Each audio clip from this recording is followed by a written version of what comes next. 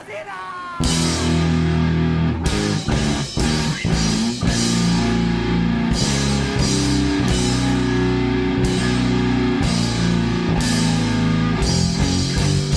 battle of epic monster proportions brought to you by the Godzilla podcast. It's Godzilla vs. Biollante. I'm Drew. I'm Joe. And this thing is crazy. I've never seen this one. I had never seen it Not even before either. this commentary. I'm just kidding. I'd seen scenes of the monster, and I'd definitely seen the poster. Man, I wish I'd look up the... The poster's amazing. It's something Ōrai. It starts with an N. It's like Noro, blah, blah, blah, something. Ōrai is the poster maker of these Heisei-era posters. And, like, my goodness, so gorgeous. So good. So they don't... If you have the IMDb app, after you look up a film, it has more like this, and it just shows the posters for them without saying the names of them, the names of the movies. And I'm just like scrolling through them like, all the Heisei era posters except for the 1984 photograph poster. Yeah.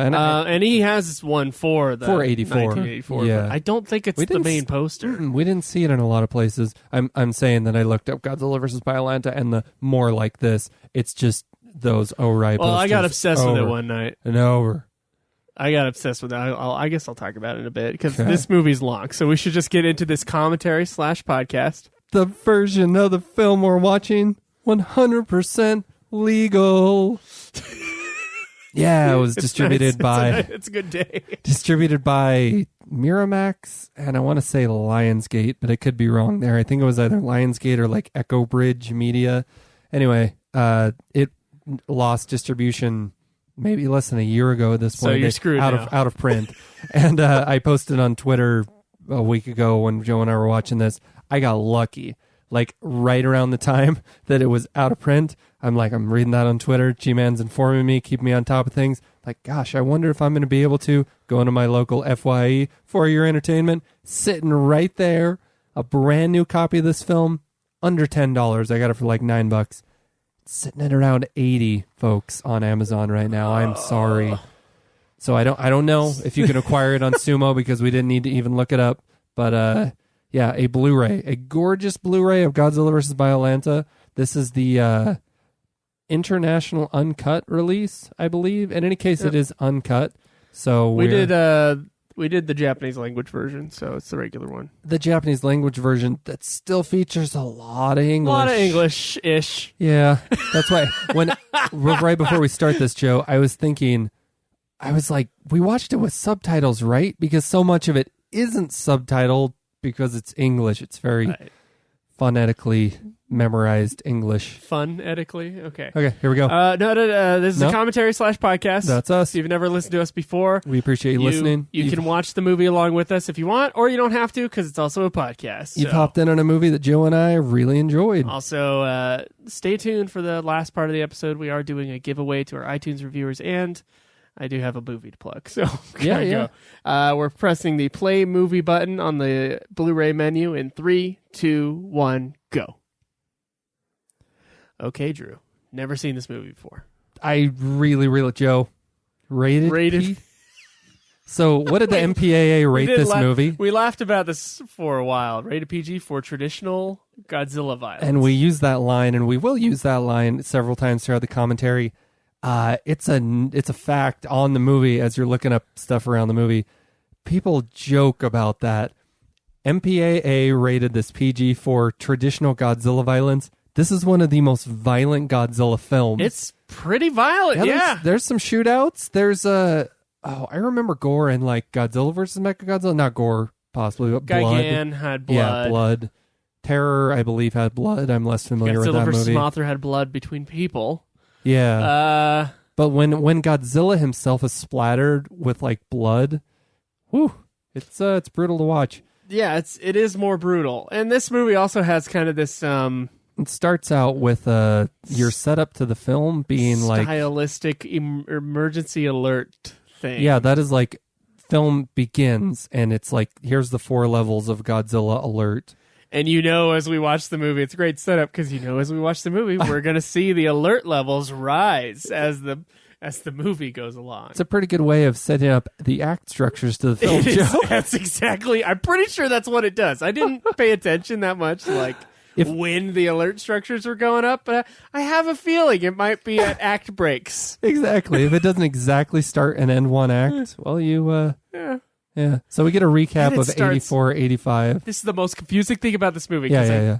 It starts right at the end of 84, including using footage from Godzilla 84. Just speaking and about then the going end, straight into it. Prior to the volcano. I think they do still show the volcano, but it's Godzilla destroying the city in 84. We should say this movie came out in 89. Yeah, it's 5 years later. It was slated to come out pretty much directly sequel-like. I think that within the next year or two of The Return of Godzilla. It did not come out, however, because, what was the movie? It's King Kong Lives.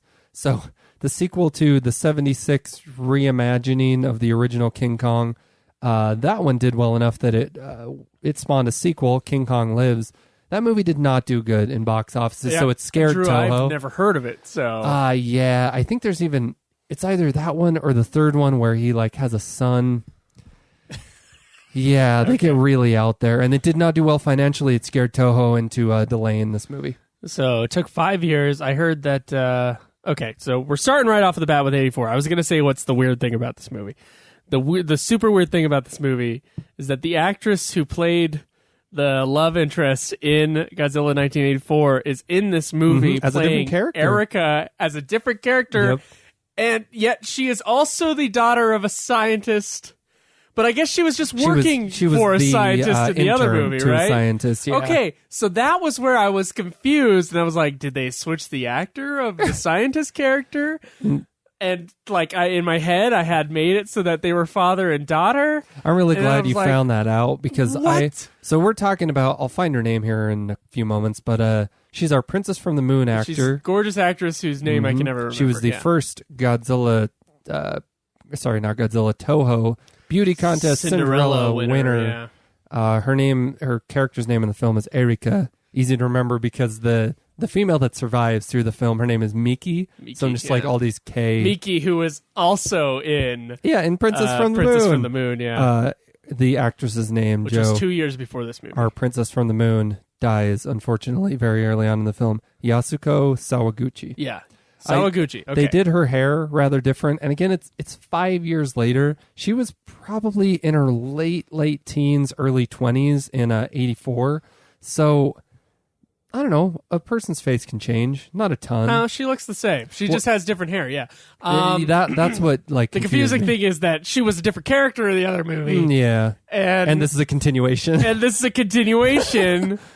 Yet, she was a main character, and now she's a main force in this movie. She is Biollante. And she survived through the end of 84. So I guess she has a doppelganger somewhere. So that's one of the more confusing continuations of actor versus character. We've had a lot of that in the Showa era.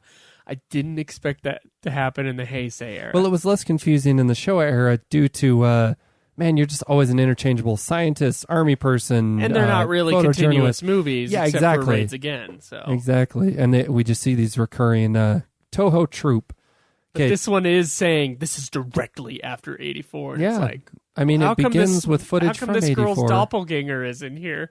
The main plot point in the movie is the continuation of what happened to Godzilla at the end of 84 is how Godzilla emerges during this one. Yeah, he pops out of a volcano, which it bugged me more during the movie rather than now. I mean, he pops out of a volcano. That bugs you? Well, it's that there's given nobody talks about it. Nobody talks about why that's possible. I guess at this point in Japan's history with Godzilla, in this fictional cinematic universe, they just go, you know what? Godzilla can survive whatever. It's fine. Sure. He was living for 5 years inside of a volcano. He's caked in magma right now and is just kind of swimming. Yeah. That's how indestructible Godzilla is. That's he crazy, seemed a little distressed in 85 with that scream falling into a volcano. It's true. It's true, it did. And I honestly surprised thought him. He was I didn't know how he was going to come back. And it turns out, he's just fine. Yeah. He's just stuck. No problem. Surprised Godzilla that he's wow, I can survive in lava? Okay. Saradia. Cool. So he comes back even more emboldened than ever before. We skipped past the beginning action shootout. Scene. What's the director of this film's name? It's like Ozuma. I'll get to it in a second. It's sure. something. Yeah. I'm looking. It's right here. Kazuki Ōmori. There was a C and an O. All right. Ōmori. This guy wanted to do a James Bond film. A James Bond-like film. And that was no secret. That's why I can totally see now how she's, how it's Princess from the Moon. Yeah. And that's so strange.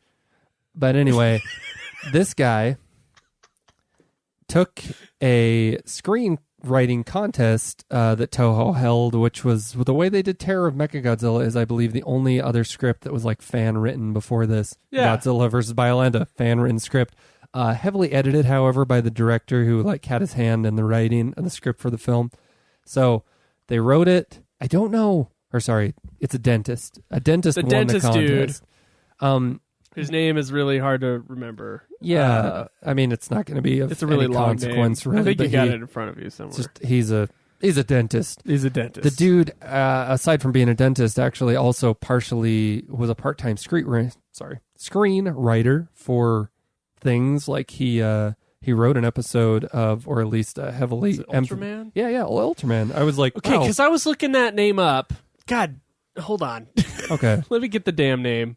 But the reason that Toho is so interested in his script is because they wanted to veer off. I mean, this is number 17, I believe, in the Godzilla franchise history. Yeah. The 17th Godzilla entry.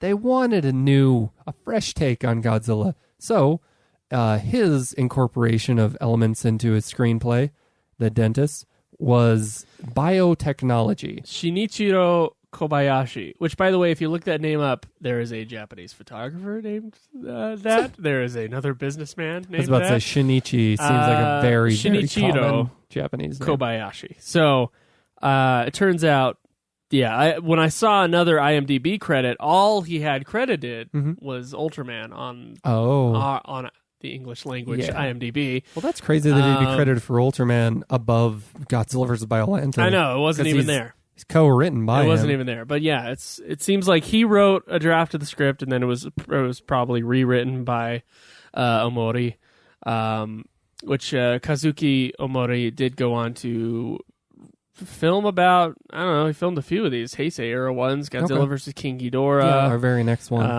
And then I think he has a hand in Godzilla versus Mothra, and so. Kind of surprised me that he continued to direct because Toho, or at least Tanaka, cited the failure. Yep, this movie didn't do... It was financially successful, but not to an astounding degree. They attributed the failure of this film to this is what I read, a narrowness of like audience appeal, because it's a lot of things directly. It's pretty freaky. It's dark and serious in tone. Gotta say, some stuff is a little goofy, like the sci-fi elements. Maybe it's goofy that we're looking at it from the lens of 2018, because I don't know, Joe. Did you find much of this film goofy? No, I mean, besides like I don't know, it's like 1989 sci-fi movie. I didn't really see it as like over the top of what normally. I mean, there's like, have you seen Die Another Day recently? No. That was like 2002. Is that a Pierce Brosnan? And that's more crazy than this movie. Yeah, that's a Pierce Brosnan thing. So, I mean, we do have the thing that was crazy to me was that we got a psychic that is like everybody takes seriously. Dude, you want to spice up your sci-fi franchise? Add some psychics. Your sci-fi franchise. Because like, man, they just the writing That's potential. the part I thought was goofy, I guess. Okay. That's it. The writing rest of potential it was like, and the one shot within having government agencies, and like they can be real threats. These psychics, Joe, it brings to culmination one of our favorite shots of the film when they go into the school for these psychic kids, and they're like, oh, they preface it as they're walking down the halls before they get into this room with all these psychic, like elementary school age children, young kids. All the kids were having nightmares last night, blah, blah, blah. And then this teacher and Miki, who we'll introduce in momentarily, walk into this room and say, what have y'all been drawing?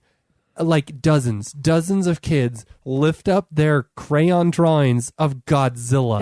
And Godzilla has not been revealed yet in the film. It's an amazing shot. I love that. Actually, an amazing sequence because you got to have the build up to the shot and then be like, oh, wow, look at that. Great payoff there. It's great. It's really... So psychics and sci-fi. Yeah, psychics.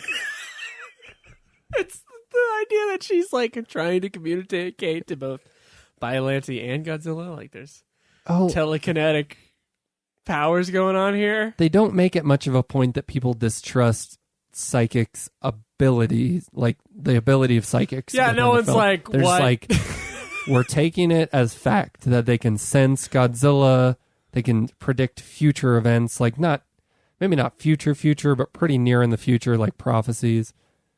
Oh man! So and then we got this. There's a lot in this movie. Yeah. So the crazy plot about this movie, and it did remind me a lot, which is another Toho contest winner, Terror of Mechagodzilla. Yeah. There were some similarities there with like the daughter and like keeping her alive, and how she is somehow connected to the monster. The monster. Not actually fused into the monster. I wonder if the guy who won this contest was like, okay, what did the last contest winner do? Well, I'm just gonna redo that. Sort of. It's not gonna be a cyborg, but she'll be the monster in a way. And that the scientist that could honestly, I actually like this idea. It sounds goofy when you say it, but he like tries to keep his daughter alive by infusing her cells with Rose and Godzilla cells. Which I mean, it's funny pseudoscience BS, but the idea is like the human kind of thing to keep his daughter alive was through her that. Soul lives on, and then essence. Then it creates the monster. I thought that was a cool thing, but it does have little similarities to Terror of Mechagodzilla, which is a movie I love that I thought were interesting. I love the building that they keep. Like keep so on its side. Collapsed Tokyo. I believe this follows the timeline of like. I think they're in 1989 right now. Yeah, which is when this film came out. And so the cinematic universe of the film, like, it's imagining that they rebuilt. Recovered after the Tokyo attacks of 84. And with this specific building, they kept it on its side and then rebuilt it so that the floors were the right. Oh my gosh, how to describe this? So the skyscraper is like had fallen to the ground, but the top of it was still like intact, and they just built around. There's a Godzilla footprint that is like in glass on the top of this building. It looks like it's fallen over, but they've obviously like made it structurally. So they've made all the floors horizontal when the building is still sideways. Yep, after Godzilla having collapsed it. Really cool. It's like an really ultimate cool set idea thing. Yeah. Like we triumphed over Godzilla. We're keeping this. Yeah. Like we beat him. We can own this. That's right. Like it's put together enough. We can. It's cool. But yeah, it's a very interesting kind of concept. The mad scientist thing that he does in this movie, which I was not expecting when we started watching this. You thing. said like, it. What? He is a mad scientist. But even after the reveal of Biollante gets loose and like he admits to having been responsible for it and says what it is. It's a fusion of Godzilla cells. This is the part. Yeah. Kids are all doing their drawings and then she's going to come in. We've somewhat been introduced to the character of Mickey before this, who is a psychic. Saw it a few days ago with the children. They say they all had the same dream last night. And did you? Yes, it started a week ago. She's talking to our Miki, our psychic character. And then they walk into the kids' room. Did you all finish your drawings? And the kids say yes. Hold them up. And the angles. Oh my gosh, that's a cool shot. There are so many drawings that it pans. It cuts to different shots, and it covers the whole screen. Just dozens and dozens of crayon Godzilla drawings. Lots of Godzilla drawings stacked on top of each other in a really visceral way because of the telephoto lens and the large amount of movement accentuated in telephoto lens. Very cool shot, very cool reveal. This best part of the movie right there. Yeah, this detective character, filmmaking wise, I think he's one of my favorites in all the Godzilla franchises thus far. I think he's a good actor. He plays it off like being a cool guy. So there's going to be kind of like you were saying, Joe, we're being introduced to the detective now. There's the auction destroyer. Did you miss it? Yeah, I did. Okay, I didn't see it right before. behind him. It's right behind him. Please move. But in the detective's office, he has a Godzilla statue, which is the Godzilla suit from, it looks like King Kong versus Godzilla. And then he also has an oxygen destroyer prop in his little office there. There's going to be... So he's a different guy who studies Godzilla. So in the last movie, we had the scientist who was like... Yeah, who knows what everybody he's at else was either. like, Godzilla. Because I'm 95% sure he survived that movie. Okay, this is our first. They use Miki in helicopters. She is the blind girl from Princess from the Moon. Mm-hmm. I'll get the actress' name in a moment. But the military uses her alongside this detective and her teacher, who I believe is also a psychic. They fly them in a helicopter over areas and check the activity of Godzilla. At this point, we're either the Japanese self-defense force just goes with it. This movie is all about saying we're a new special. But she's always right. I guess that's the thing. I guess that she's proven herself. I mean, of all the we just saw an elementary school full of psychic children. She's kind of an older. I don't know. She might be close to 18 at this point. Like in the film, I'm sure she's probably. I don't know. This is only 5 years later, and it looked to be about 15 in Princess from the Moon. I think she was like. She's like 18, 20-ish. So she must be like 19 in this movie. Okay, somewhere around there, yeah. But older than those other psychic kids, so she's been proven reliable. Man, Is that supposed to be the same room? The angle looks a little different. Possibly is. It is a different angle. He has his Godzilla figure there. Yeah. It also has the main plot point: anti-nuclear energy bacteria. That was an addition by the director to to change the original screenplay that won the contest. Yeah, I also heard there was like a rat monster taken out. A fish rat hybrid. Its name was like Duotalia. D-O-U-E. I'm sure that's right, Drew. D-O-U. Let's go with that. E-T-A-L-I-A. However in the world you pronounce this, I'm not even going to try to put a Japanese accent on there because no way. But that was... what it sounds like is the additions by the director of this film to the submission screenplay were to streamline it a bit. The first monster to have emerged in the original screenplay of this film was a fish-rat hybrid named Duotalia. That's my best pronunciation of it. All right. I did not just have a stroke. Uh-huh. And that's what Godzilla would have first fought as he emerged. I think it adds a lot to the movie, though, the change, because they changed it from this fish-rat hybrid throwaway monster that just appears and then is killed, showing off Godzilla's strength by instead simultaneously revealing Biollante. So it's like first form Biollante that comes out and Godzilla fights it. It doesn't look like the end result Biollante, which is a horrific creature, and I love it. Yes. But that's the Biollante I'll show you that's shown off on the movie poster. It's a big rose that has a mouth in the middle of it. Like it's got sharp, pointy teeth. And I remember this poster. The thing is, though, this is just, I don't know why posters. I never... O-H-R-A-I? I don't know why I never rented this one as a kid, because I do remember seeing it on the shelf and thinking that the artwork was cool. And I remember a kid in elementary school, another kid who loved Godzilla. This was his favorite Godzilla movie. That's where my memory of this movie has started.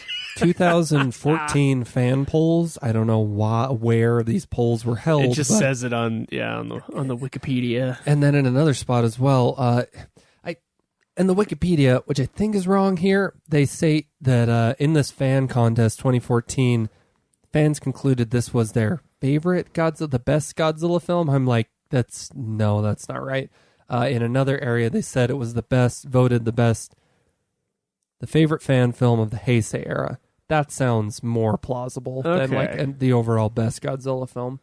So it was released on December 16th, 1989. Yeah, for some reason, I think I stated it in the 85 commentary. Released direct to video in the States November 25, 1992 through HBO Video. I kept thinking this was 91. I don't know why. Yeah, Nope. it's the last This last was one of released the for 80s. the 35th anniversary of the original Godzilla film. Oh, cool. Yeah. Yeah. So they waited it out. One area on the internet stated that, I mean, it's fact, I guess, that they were scared off by the King Kong Lives non-success of to not release this film so close to Godzilla 84. Little Shop of Horrors success urged them to like move forward with it. They were more Toho was more confident that this film would make the pay back the dividends they were hoping that it could. Well, it said it had a budget of a U.S. $5 million equivalent of $5 million, and then it made back $7 million, which they said I don't know how much they spent on P&A. Exactly. That was my thing too. I heard that it had a slight profit, but I'm like, if it had a $5 million budget and only made $7, if this was a film released in the U.S., that movie lost money. In the U.S. in the past 15 years, yeah. Okay, so modern. They used to not have to spend as much on P&A as they do now. For some reason, advertising dollars and the spread of advertising has increased. Yeah. So movie advertising now, it's usually like For a huge budget film, they spend as much money on the production of the movie as they spend on the advertising. So when you see the budget, those numbers that you see when you're looking up movies, when you see the budget, that's only the production budget. Yep. Almost always. Sometimes they leak the rest of the budget, but it's often the same price. So if you want to know if a movie's profitable or not, double what what you see the budget as, and if the movie grosses more than that, the movie was in profit. If it wasn't, like if it just went over the budget of the film, as you can find like on online sources or what you hear, it's probably not profitable. But I will tell you, there is a general rule that so a movie will make the same amount on ancillary releases and on home video. Yeah. Within 2 years of it being released in the theaters. See, that's what I hadn't heard as much about, because are those figures like reported as much? This is what this was. So this figure is a little old. It's about 7 years old. So it's probably a little bit different now because DVD sales are down from what they used to be. Yeah. But then again, there are new markets that weren't there before, so it might actually be around the same, I would guess. I'm guessing here. I don't know. Dude, and DVDs are so cheap nowadays. That was something I learned from a lady who worked at Miramax and who came here to Utah to take care of her father and took a teaching job here. So, and she gave us the Miramax breakdown, or it was Weinstein Company. The Weinstein Company breakdown of ancillary market. Like they would plug in numbers when you into say the ancillary spreadsheet. Market, it's like home video sales. They would put in numbers into this spreadsheet, and it would calculate within a 2-year radius or 2-year range when they would make their money back. Okay. And it was generally Based on like how much money it made in theaters is how much it would make 2 years down the road. A lot of people. Oh, that's interesting. I mean, it could be a little different now, but that's kind of how they were working. So when she worked there, if I'm wrapping my head around that, if a movie makes back its money,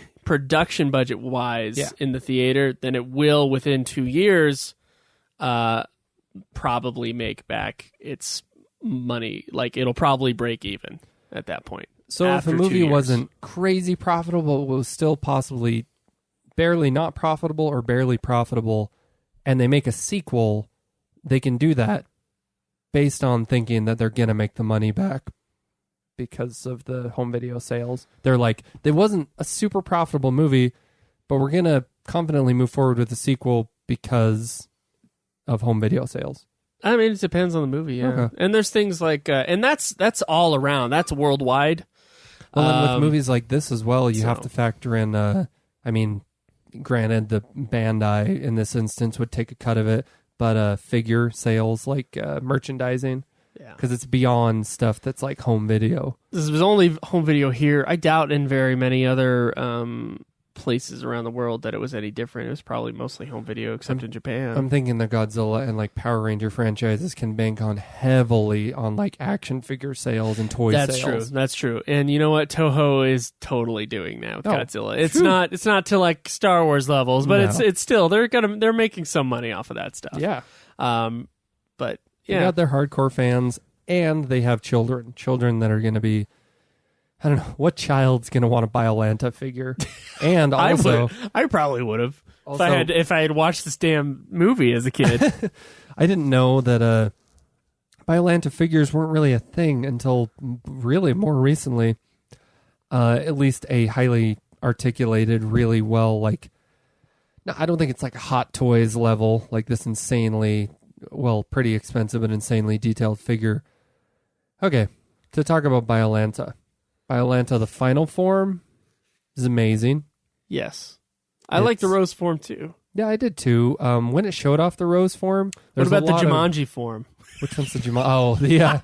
Yeah, except there was... the whip flower thing, I don't know. It was it was practical effects versus the... How long has it been since you've seen the original Jumanji? I think I tried to watch it like 2 years ago. CG effects didn't hold up so well. Like, the film itself is just fine. I like Jumanji, but man, was that early on CG. Like, it was not... The monkeys in that movie looked kind of bad. It was right after they did Jurassic Park, and I remember the big thing for them was trying to make realistic animal textures, like fur and stuff. Monkeys don't. And they just try, and honestly, they still don't have it, because fur animals still, there's something weird about it. I don't know, man. We'll talk about Rampage. I think that George... Whew. Oh, you saw it? Yeah, yeah. Oh my gosh, why didn't you tell me? Well, because we got to record your Biollante. So I would argue differently, but yes, at least at that time. So the actress who plays the teacher, Yoshiko Tanaka is her name. Does a great job acting in this movie. She's in a lot of the scenes, and I like her look a lot. Me too. I like her style. Her '90s, very large men's suit jacket. She wears. I don't think that's a man's suit jacket. I think it's a woman's suit jacket, but it's a large. It's a large one. Yeah, it's supposed to be a little oversized. Well, just for like everything right now is like skin tight. Yeah. If you're like really fashionable, right? Hey, well, her jeans are acid washed and also at some point tight. it'll just go right around. It'll whip the pan right around. Swings the other way. Swing. Kind of like mama jeans are now somehow the jeans that all the young chicks are wearing. It's like, oh, those are mommy jeans. Just talking about nowadays. Joe and I have opposing opinions on that. High-waisted jeans should go die and burn in a fire, Drew. Oh, they're disgusting. Okay, she was a member of a pop group called the Candies. Yeah, I saw that. And went by the nickname Miki's teacher, Su-chan. The group disbanded in 1978, and then she became an actress, and she won a Hochi Film Award for Black Rain for Best Actress. Man, wait, is that the American Black Rain? Is that a Japanese film called I'm Black about Rain? To look it up. Because that's a movie I've been wanting to see. If it's the American film Black Rain. Anyway. No, it's a Japanese film. Come to think of it, Joe. It's based on the events after the atomic bombing of Hiroshima. Oof. Sounds like a heavy movie. I like all the characters in this movie. Including the terrorists? Okay. I've seen in some places we haven't even name dropped Saradia, yeah. The made-up Middle Eastern country. This is the first time I've noticed a made-up place other than these islands from film to film where it's like we get 20 different islands. Newkirk City. Newkirk City in Roslicica, which was a fusion of Russia and America. That was clear back in Mothra standalone.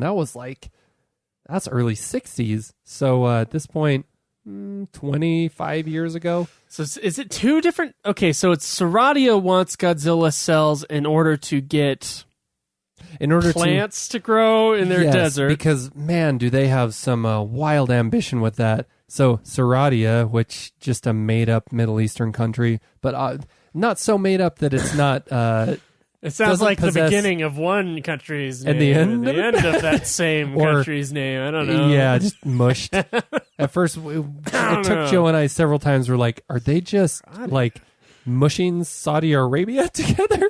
Nope. It's this film's well, it's like I had never heard of Djibouti before my brother-in-law moved there. Okay. And so... Is that in Africa? Yeah. Okay.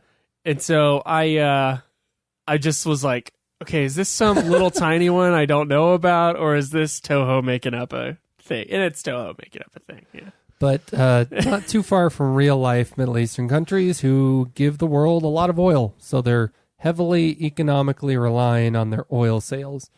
Saradia, if that's how you even say it. And they want more this film, agriculture. Yeah, they want to become less heavily dependent, their economy, on oil sales. And it said in one place, and it might have said it in the words of the film, the actors.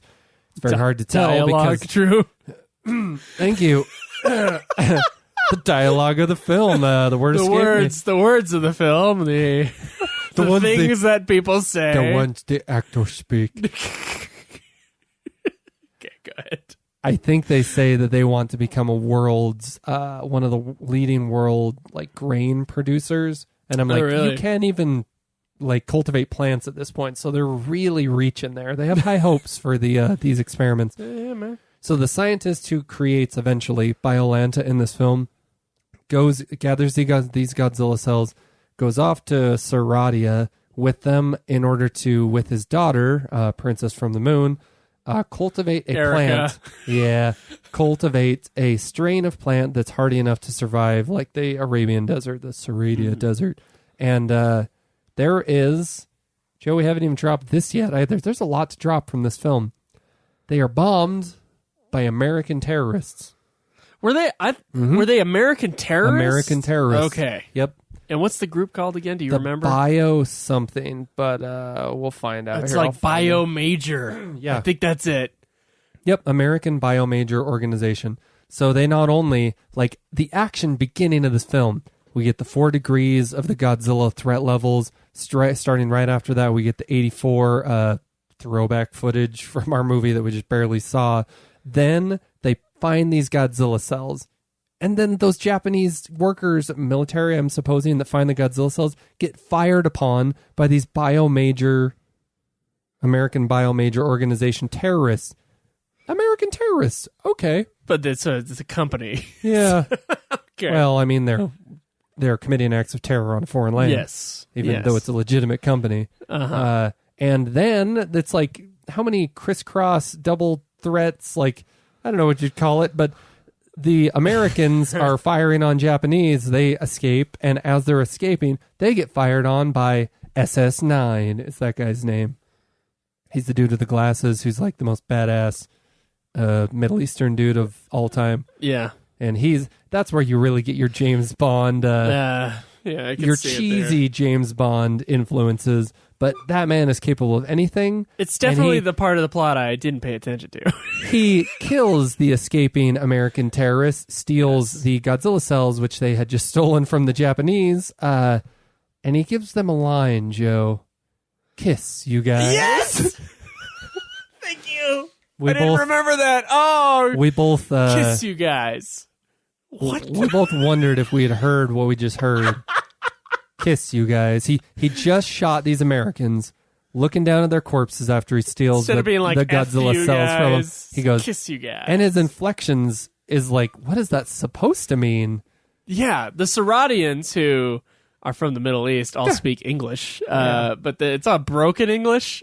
So no, what's even worse than their English, which it's not. Yeah, you're right. It's like Google Translate English. Is when the Japanese scientist speaking to the Saradian guy early on, I could not understand him. It was subtitled in Japanese because this is a Japanese movie and they're speaking English. But his... Kiss you guys. That's one of the worst examples of phonetically memorized English I've ever heard because, I couldn't understand him. The rest of the movie, the Japanese scientist whose daughter is killed in the that bioterrorist blah, blah, blah, attack early on in Saradia, he returns to Japan, and like for the rest of the film he's fine, but for that one instance in the beginning I was like, please don't speak English again in this movie. I cannot understand you, and there are no subtitles. Yeah. That's the real problem. Yep. Of all the problems in the film. I will say they all speak English better than who? Shin Godzilla. Oh man. President. I would disagree, but oh no! Are you kidding me? I would disagree. What? No. I I just didn't pay attention to the English. Well, in Shin we were Godzilla. confused by "kiss you guys," the phrase. We thought we had misheard, but actually we had heard correctly. Kiss you guys. He did say "kiss you guys" to some dead American terrorist corpses. Kiss you guys. Kiss you guys. Like, is he telling them to kiss? Kiss is he off. saying I should kiss them? Farewell. Kiss my butt. You should have kissed each other. Maybe that would have saved you. I would like to see you guys kiss, I'm into that kind but of... I'm in a hurry. Like, what is the phrase that he was trying to say? It's definitely not an actual phrase. No. If it's an actual phrase, then it's one... Yeah, it's just like when I went to Germany, and their version of American pizza has corn on it. Everyone's like, American pizza, and it's pizza that has corn on it. And I'm like, that's not something we do here. So maybe for years this movie spawned a phrase that Japanese people would kiss you guys, Kiss and it you means guys. something that's like way over our heads. Oh, and you Who wonder knows how like, they okay, how many of those interpreted things do we have in the U.S.? Because we like to take a lot of other stuff from cultures foreign things, countries. and if like a person of that nationality came here, they'd be like, what the heck is this? Oh my goodness! Yeah. So we got another shootout here, another action scene. Yeah. I don't know. This is the best instance of action, like human action scenes in the Godzilla franchise. So far, I mean, we might get a better one, but we are getting in the areas where we've seen less of the movies. And I do like this. Whoever directed this movie is honestly he's a pretty good director. Yeah, He's capable. Early on in this movie, there's a talk between. Okay. So the action's not like it was in the 60s where sometimes it was good and sometimes it was like really awkward looking. Yeah. They always shot it in a wide. Real good. Yeah, and it's just a style thing over time. That kind of stuff changes, but I think everything's shot well. Yeah, human Except scenes, for this. Godzilla scenes. Yeah, that made no sense. But yeah, the part where he shoots the truck and the truck flips over. There's just not a single shot of like There's the not a POV shot of, like, from a wheel. of like something busting or exploding. something, He yeah. shoots, the truck falls over. And apparently he shot him in the head, but we didn't see like a reaction shot of that, so it was very confusing for a few moments. I'm not sure if I love the casting of the Saradian guys. They look like students. They don't look very like hard boiled enough to really sell the terrorist. He's a thing. small statured guy. We're talking about SS9, and he's a recurring character who stated the line "kiss you guys," and then is throughout the film. Yeah, and he also says "kiss you guys." It's really the rest of the movie. He's in a lot of this movie. You just can't take him as seriously. But maybe they were looking for actors of Middle Eastern-ish persuasion, which is probably why they're not all speaking the same language. They're probably from different countries or something. Hey, they pulled it off in like, say, Destroy All Monsters or other American Japanese co-productions where they dubbed them all in Japanese, and on set the American actors were speaking English and Japanese actors were speaking Japanese. But this movie, they decided to not do that, I guess. Well, I think they're like, I think they make these movies. Speak English. They make these movies for the Japanese audience. They definitely do, because they don't then make. Why did they make the Japanese speak English? I don't know. Because I guess English is cool. They got English lyrics in their pop songs. Oh, so. Godzilla emerges. Yeah, they erupt the thing because they were threatening to make Godzilla come out, right? Yeah, and it's just weird because I think so. We have American terrorists. Perhaps those were American terrorists we just saw thwarted by SS9, but I think it's a third group, Joe. I think there's 3 terrorist groups here that are all just conflicting to gain control of Godzilla cells, because man, and Joe's not as keen on the Godzilla design here. I really, really like this Godzilla design. So Godzilla is emerging from underground. Shot so he's well. Coming over a hill. Shot so well. This part is pretty cool looking. The suit actor returning from Godzilla 84, I'll find his name possibly at some point in this podcast, but same guy who portrayed Godzilla in 84 portrayed him in this film, and I just feel 1,000 times happier for the suit actor here, because this suit was built to his specific physical measurements, so he was a lot more comfortable with it. Hey, you want to I comment love on... this part. Oh my gosh, I love this part. Okay, so like there's a kids show, like a live kids show going on. Yeah, well, a kid show, Joe. This is like satanic. And some bad guy speaking, and then he gets like a note off screen. We're watching the TV in Japan. He gets a note off screen. And he's like, "Oh, I guess there's some important news going on." and then of course the breaking news comes in. Oh, it's hilarious! It's hilarious. It's a really good moment for me. that person in real life, the really heavily makeup, satanic looking dude, that's just like suddenly cuts to him in this film on TV, saying something to the effect of, and he might have been speaking English too because there were no subtitles there. Prepare for like the demonic blah blah blah fire, and then you're right, it's live because he gets cut off and goes, oh, and you should all be watching the news. Because for a moment we're like, what's going on? What did this movie just turn into? Like, this film subverts our expectations in the greatest ways. Just that future films and perhaps a few films prior to this, we saw some aliens that were rather eccentric, and for just a moment, Joe, we were led to believe that suddenly there was like otherworldly beings possibly like informing us through the television, we just awoke Godzilla and blah blah blah, and then it cuts to this is all just a charade. Oh, there was like a static thing around. I think I knew it was a TV but even thing. like I swear the Zillions communicated through televisions in that one, in those films. This is one of the better daytime miniature boats, I think. This is in the same Toho large pool that they've shot in since the 60s, I read. Really? Gosh, I love the way this film looks. Yeah, it's really good looking. It is, I mean, you can tell it's not real, but the water just looks better. I don't know what they did different. Well, they got a new special effects guy. Okay. The person who had been doing special effects. So it's not Nakano anymore. No, and he lost the job to do the effects on this film. I believe, I'm like 90% sure he did it on 84, because this same year, Toho's second big sci-fi Nakano venture. On 84, yeah. The second big science fiction science fiction venture of Toho this year was a movie called Gunhead, which was also based off a script that was submitted by a fan, and it was actually submitted for this Godzilla contest. They just made it into another non-Godzilla movie.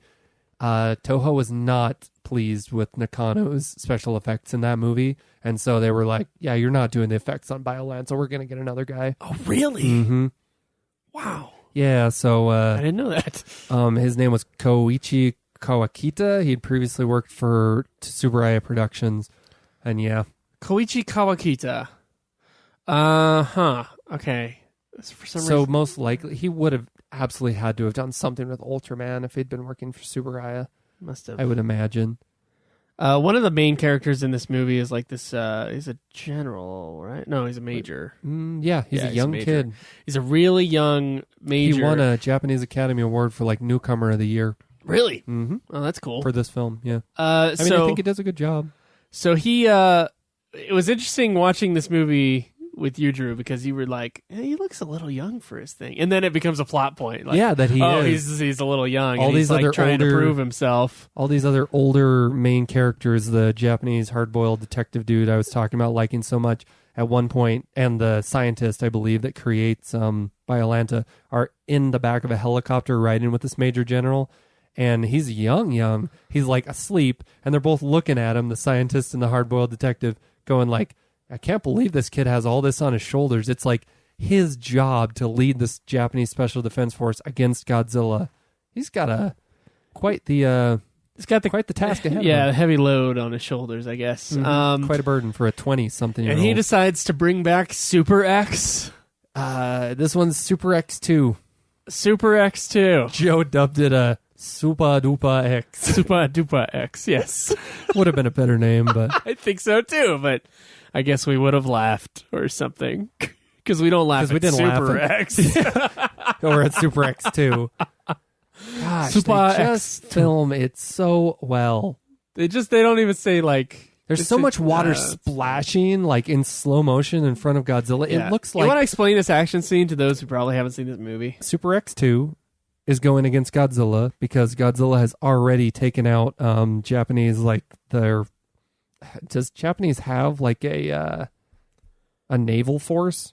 It's just the Japanese self-defense. Oh, okay. So this is Japanese special force, but they have these boats with like missiles off the side of them. They're giant tankers or whatever. And they're taken out by Godzilla rather quickly. So they send in Super Duper X. And and the main... well, there are several upgrades from the original. They say it's built of a stronger material, so it's more resistant to Godzilla attacks. It can submerge itself in water to follow after Godzilla, so it's not only a flying vehicle. This is like the new Atragon, only less good-looking than Atragon. And its big feature is that it has a fire shield on the front, so the nose of the vehicle itself opens up to reveal something real shiny. And they say like its walls made of like diamonds, and Godzilla can fire its atomic breath at the Super X2, and instead of, in the original, Super X could easily withstand a full-on atomic blast, like straight to its face. This one can reflect it back at like, I think it said 5-10 times the strength of Godzilla's atomic blast. On its first venture out, testing itself against Godzilla, Godzilla attacks it a lot with its atomic breath. They blast it back. They seem to not be so good at aiming the attack back at him, but a few kind of nick Godzilla. So Godzilla escapes in the water, and Super X2 follows him. I think it's also in that very first outing of Super X2 where it damages its fire shield, so it doesn't last long. I thought it was a pretty cool action scene, actually. Yeah, the whole thing. It's just the water effects of like underwater explosions and the like splashing, but they always, I mean, you have a suitmation actor on screen, so everything's going to be slowed down, and the effect of the water being slowed down, flying up into the air, whoo, is pretty. Yeah, so Koichi Kawakita. All right, I got his filmography here as special effects dude. Okay. His first job that's listed on here on his IMDb, Gorath. 1962, assistant optical technician on Gorath. And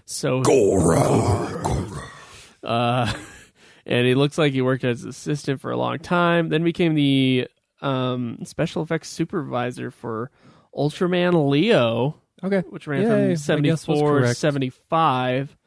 And then he became director of special effects for Megaloman, a TV show in 1979. All right. Did a lot of effects for Ultraman 80, and then went back into the director of special effects. He went back into movies and became director of special effects after that. So director of special effects for Bye Bye Jupiter, Gunhead, and Godzilla vs. Biollante. Japanese pop culture consumption makes me so happy that it gives the ability of it sounds like he had a career in special effects on television.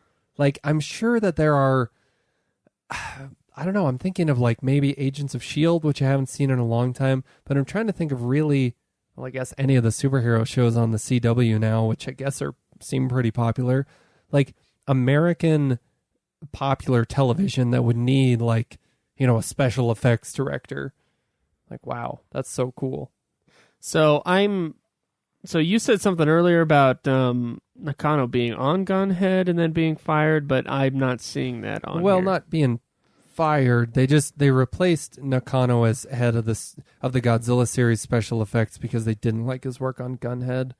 Man, I clicked on Gunhead the guy for like a moment, and the very first, prologue to Gunhead. In the early 2030s, a new material called Tex-Mexium, more powerful than nuclear energy. That's all I could like stomach, and then I'm like, I don't need to read into Gunhead. Tex-Mexium, more powerful than nuclear energy. Tex-Mexium. And we're good. Yeah, and this is when the heat-proof shield starts going down. Yeah, and it's quite a cool shot when you you gather from visually that the thing's gone wrong because they super close in on like a section of the fire shield which is just pure diamonds is what it looks like, and it sort of gets like when you melt plastic and it turns kind of brown, turns a little brown and bends a little bit, and then shortly after that the team back at base are like, the fire shield, it's losing energy, it's not able to reflect, blah, blah, blah. Yeah, and then it goes down to a certain percentage, and then they have to retreat. They have to retreat. And then we're getting shots of this giant rose monster thing. Yeah, it's just growing in like a lake or somewhere. Gosh, I love that. It's great, creepy. Effects miniature. It's really cool. There's a handful of really quick shots that are Evil Dead Sam Raimi-esque of these vines coming at people from Biollante. I really like it. I think I've just Joe. Have we emphasized enough how much of a fan we are of this? I think it's pretty good. It's one of I did read that this was one of the darker ones, and that after this, because it didn't do that well. The Heisei era after this is more family friendly. Narrow audience, apparently. Yeah, so I wasn't surprised by how dark it was, but I was surprised by how good it was. I think it's one of the longer Godzilla movies too. Kind of feels like it. I'm not sure. It definitely is, because it's 20 minutes longer than most of the ones that we've ever had to do. And this budget, Joe. This is a big budgeted movie. For Godzilla movie. Yeah. It's at $5 million US dollars. 7 billion equivalent yen. Whatever that is. In the newest Shin Godzilla, which I'm guessing is the most expensive one, now it's $15 million. Oh, okay. Which, by the way, a $15 million movie over here. 75 million there. $15 million movie over here is a low budget movie. Just a quick aside, there's not going to be a Shin Godzilla 2. I just tear is shed. Okay. Who knows if we'll ever find out what was at the end of Shin Godzilla's And then that news was tale. changed, and then someone listened to this podcast 5 years later. Joe, I don't think it's going to be changed. Toho's want to make shared cinematic universe. We should talk about that after the Godzilla versus Biollante. So his head, this is the first, and I'm talking about Godzilla. This is the first time I've seen the dorsal fins, like the spikes, going all the way almost to his snout. They certainly get a lot smaller as they go up the back of his neck to his head. But like when you get I'm pretty okay with like straight on shots of Godzilla. I like his face, but kind of there's a certain angle it shows Godzilla where his head kind of looks egg shaped, so that's a little weird. Joe noticed that he has 2 sets of teeth. Yeah, like he has behind his 2 teeth. sets of teeth. I don't know if I've seen that. I don't think it's ever happened. I read that they wanted. I can't remember if it was the new special effects director, but somebody said let's do that, and made a great decision in that regard. I really like that in this suit they had the ability to have they had light bulbs or some sort of lighting effect actually in the physical prop and the fins. So like when Godzilla's raring up to do his atomic blast charging, yeah, you get that. It was to save the animators on needing to, like, on every single frame of those shots where right before Godzilla lets out an atomic blast, kind of to lessen their job, make it easier for them. So because the kind of effects they're having in this thing, crazy. The fact that Biollante is made from Godzilla cells, it's a really unique fight, because I'm always interested in what Godzilla's attacks against Biollante are going to do, because it's like Godzilla's fighting some weird mutated version of himself, kind of. So I'm not sure whether or not his attacks, throughout watching the film for the first time, I'm like, are Godzilla's atomic attacks going to help Biollante, going to like power him up? Or, I mean, it's a plant, so you'd think it would burn him, and it does eventually, but when Godzilla really lets loose in the end. Yeah, when he does a super breath. Oh, yeah. His ultra super breath. Let me ask you, do you prefer the design of Godzilla in this movie or in the last one? This one. This one. I think it has, I mean, I can state a lot of maybe reasons why, but I like that they show less whites in his eyes. That was like a note of the first one where it really had a lot less pupil and a lot more white to the eyes. And I think that kind of like makes him look more human and less like a beast. Okay. So this one, the pupils take up most of the visible eyeball, and it's just less distracting for me, maybe.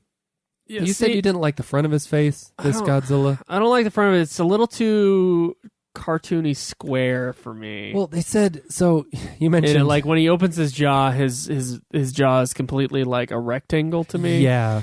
And that's true. And I don't really care for how long his neck looks in this design either. He has a snout. I do kind of like the double row of teeth, and I like the black eyes. Oh yeah. So again, less whites to the eyes.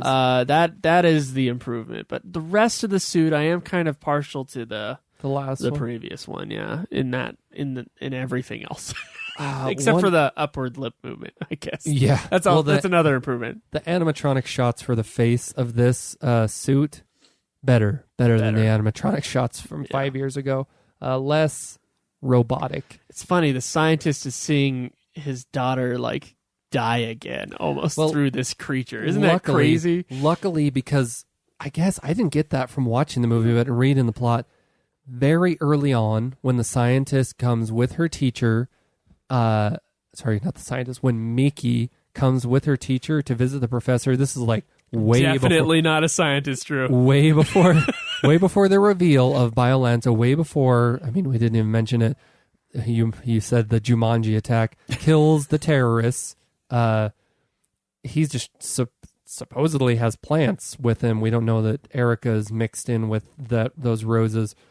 The scientist asks Miki if he can sense his daughter in the plants, and she's like, yeah, she's calling out a name. Can't remember the name, unfortunately, this one, but she's calling out some character's name from this movie. When Biollante escapes and becomes this huge effect of a giant rose with teeth in the middle, which Godzilla just destroyed. Before Godzilla comes to fight Biollante, Miki is sensing through that giant Biollante form that it no longer can sense Erica in there. So you were saying it just killed Erica, but she was saying, well, Erica's gone. It's just now Biollante, and it's now Rose and Godzilla. But did the scientist really take that to heart? Well, it's a comfort to him that he didn't just see his daughter burn up for a second time. I mean, okay. But the ending says something different, Drew. Well, because she comes back. Okay. But Joe... This is the metaphysical... She wouldn't even be there. Her soul is coming back and forth through this thing. If he's feeling any sort of emotions and seeing his daughter die for a second time, I mean, the only reason she's there, Joe, is because he brought her back, so it's kind of his fault. Yeah. Yeah. To talk about the character Miki, and apparently she's going to come back for these next films, at least the next one, but she'll be a recurring character, which I'm super happy about, and I'm excited to see. I love the psychic connection with Godzilla because it humanizes Godzilla without anthropomorphizing him. Suddenly we have a human character that can tell us a little bit about Godzilla without him being the hero, because he's definitely not a hero in this movie. He's just whoa, there's this thing I want to fight, and I'm not sure if it says in the dialogue of the film why he's drawn towards Biollante, but I would assume it's because he can somehow sense that he's hey, there's another one of me somewhere. Then he comes upon it and he's like, this is not another Godzilla. What is this thing? And he's like, let's just kill it. I don't know. That's my interpretation. That's your interpretation of what's going on. What's going on, Godzilla? You love this shot. Yeah, that's the worst special effect. There's in a very movie. stiff Godzilla and underwater shot following after what appears to be a vine that's escaping. Yeah. So that effects director, by the way, he is also the effects director of, I think, almost all of the, if not all of the rest of the Heisei era movies. Hey, I think he did a great job in this one, so I'm excited to see his work in the next few films. This is really great. I mean, if you haven't seen this movie before, guys, the first off, the suits... Watch it. Especially Biollante's, 3 different forms. Yeah. They're amazing, really great textures. It's really well lit. It's really, I think, pretty cool and exciting. He's huge looking. There's a real sense of scale to it. It's well lit and it's uniquely lit. You were talking about the mist behind that really first, cool, unique looking monster. I guess that would be the the second Biollante form, the one where it's a giant rose. But there's rose. All this mist behind it, and it's soft lit. And even what's weird is when it cuts to that form of Biollante, the giant rose with the mist behind it, it cuts to the scientist and Miki and the teacher all looking up at it, and I believe even the detective, and they're also soft lit, so it's adding them in that scene. You were talking about reasons for Godzilla destroying monsters, and I'm making my way slowly through that Ishiro Honda biography that just came out by Steve Reifel and a guy who has a really long, scary last name. Okay. And if anything, I'm just always so happy, before you get into your fact, that Honda seemed to have like really deep meaning and reasons behind whether it went into the film or not, or whether it came out well or not in the film. He was like not just slapping these movies together. But there was a vision. The authors of that book had a really good grasp on like or an idea as to why Godzilla is just a destructive force with no meaning behind it. And they talked about how, in Japan they have earthquakes all the time, tsunamis all the time. They've had lots of destructive fires. Before Godzilla comes out of the volcano in this movie, there's earthquakes, and they're like, what are those earthquakes? Oh crap, it's Godzilla. And so for the average Japanese person, it's just like... Are you saying senseless destruction is like an everyday thing? Destruction is more common than in other parts of the world in many respects, especially like natural disaster type respects. So, gosh, that's scary. So I thought that was like an interesting, like, so the point of view is that destruction can just be random. So Godzilla is just random destruction. So in some ways, in some of these movies, he kind of represents that. I thought that was a really cool, like, I didn't even think about that. In the best films, that's the way he is, and that's the way he should be, because like once you try to attribute like reasons behind Godzilla, and again, I just did it. I just gave him reasons. Yeah. But like a reason that's more than like a animal urge behind Godzilla's like the reason he's going here. I don't mind him seeing another monster and hating another monster being in his territory. Or like having some sort of an animal instinct to be like, maybe I should, like, who knows? Godzilla's strong enough to withstand volcanic temperatures. Maybe wherever he was at, he can like smell in the air, like, there's a Godzilla creature somewhere. Let's go after that. Godzilla-sized creature somewhere. Yeah. Well, I mean, that one's really explicit in the 2014 Godzilla, though, right? It's like he comes out to kill the Mutas. Mutos. Yeah. Sorry. I only saw it once. I've seen it a handful of times. Have you? Yeah. Yeah. Maybe that's why I like it more than you, huh? Each time my opinion becomes more solid on it, and it's not that it ever gets more negative. I'm just like, this is an all right film. Okay. All right, well, whatever. This is probably my favorite Mickey moment. Really? Mickey moment. This is the part of the movie where I was like, this is stupid. I love it. There's opposing opinions right there. Making this podcast great. That's right. Mickey stares off at Godzilla as he comes closer to her. The difference being, Joe, that like even in the last film, he was like staring right at those characters as they were, it was the scientist and Princess from the Moon character, always forget her name, and her love interest news reporter. They were right next to him, but there's no actual connection between the two. Mickey has a connection to Godzilla. I think what they're alluding to, Joe, is that it's going to happen in the next film. That that something happened here where it's a really weird effect, but she's looking right at Godzilla. He stops just short of her. She's on like a helicopter pad out in the ocean in some bay. And Godzilla like flashes red, and then Mickey like passes out, and she comes to later in a hospital. She has so much energy talking to Godzilla. Well, but Godzilla doesn't do anything to her. He just leaves. He leaves them alone. That's a good shot where I think Godzilla looks the ugliest. It's right there. I like him. You like him? Okay. Wow. What I interpreted, unfortunately, I didn't. Its snout. I don't like its nose, I think. I didn't have the time to look up specifics on the Biollante suit, which is the suit used in this film, but because I would love to. I like the look of the suit and the way the actor portrays him in the suit. But and Godzilla comes to Mickey here in the shot with his hands outstretched. They're upward and open, and he's like, it's by all body language signs, Godzilla is like open. He's open and like, I'm not going to hurt you. I'm interested in having an interaction with you, Mickey. Maybe you can understand me. She's a Godzilla whisperer. Yeah, I think that might be the thing I don't like about it. Are you telling me you don't like dog whisperers or horse whisperers or Drew? No, no. When taken to an insane degree, when they have a, it's already an insane degree once it starts. There's no degrees. There's no degrees here. When they are self-proclaimed, when someone else can insinuate about that person, they may have some ability to talk to animals, but the person denies it. They're like, I just like animals. Okay, we're good. When they go on and have their own TLC show about, like, I can talk to horses, then there's a problem. But Mickey, good character in my opinion. Not in yours? It's just the idea is stupid to me. She's fine. It's like...